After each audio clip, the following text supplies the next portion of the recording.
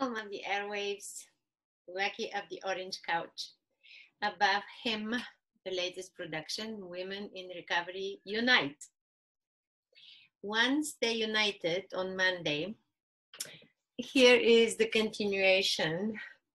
Okay, you know me and pets. I don't understand how people who don't have pets live. Like, I'm curious, what is their life? How do they handle life? I'm not sure. Okay, so pets love rules. Okay, not only that, but I will make the following. I will make a portrait of Lucky and some of our closest family pets, like in a painting. So now I'm waiting for photos of these beautiful little dogs, and they're gonna end up in a big painting of all the pets. Okay, but today I have such a great book to talk about. Okay, do you know Edith Eger? Edith Eger just published just her second book. This is her second book. Dr. Eger is a Holocaust survivor. Okay. She's 92 years old today. She wrote this book, and I don't know where to even start. It's true that some books have to be read by all humans. This would be one of them. When she gave an interview lately, and I think it was with Marie Forleo, she ended the interview with some high kicks. Okay, high kicks. She was a dancer. She was 14 years old when she ended up in Auschwitz. She survived the Holocaust. She saw her mother's ashes going through the chimney when she was murdered in this concentration camp. What the whole book is really, and I'll quote a few things, what really is amazing is the following. First of all, she says that there is no forgiveness without rage. You must rage and rage and rage before you forgive. The second thing which was mesmerizing was the opposite of depression is expression. You cannot keep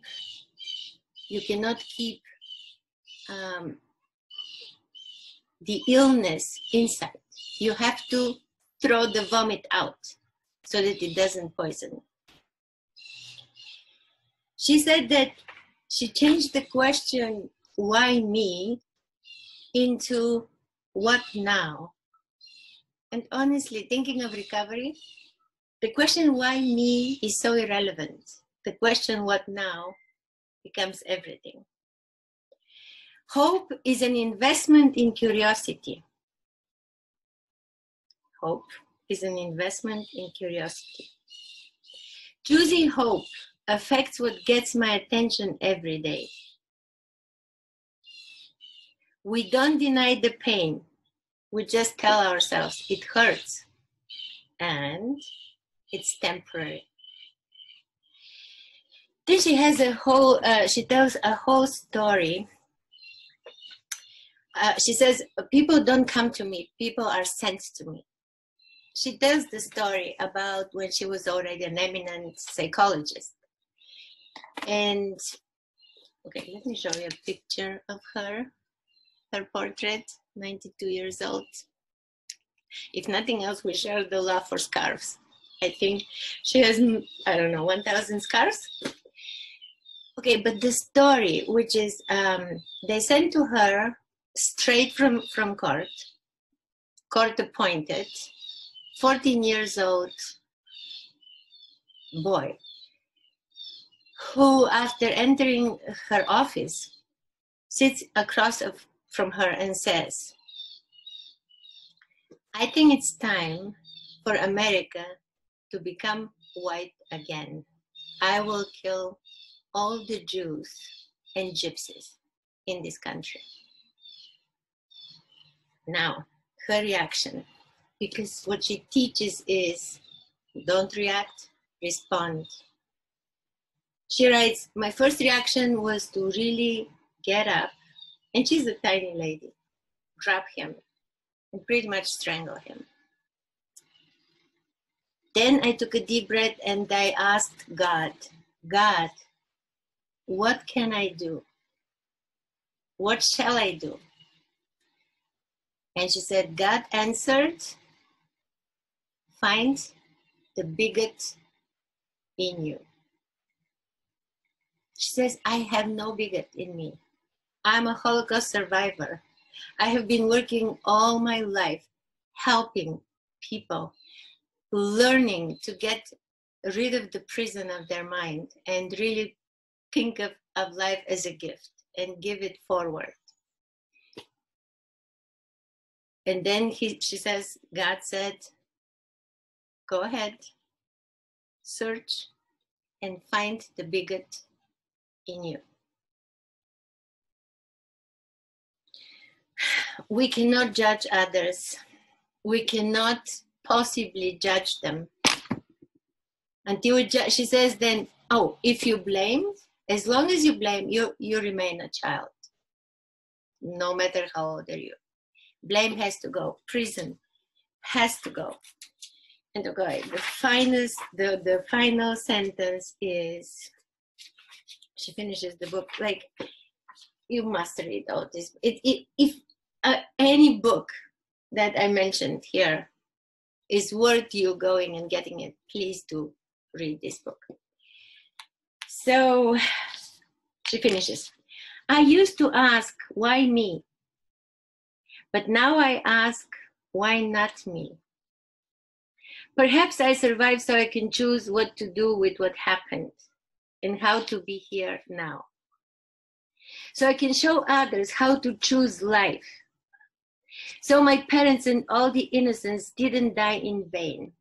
By the way, she says at the beginning that her sister, when they were watching their mother's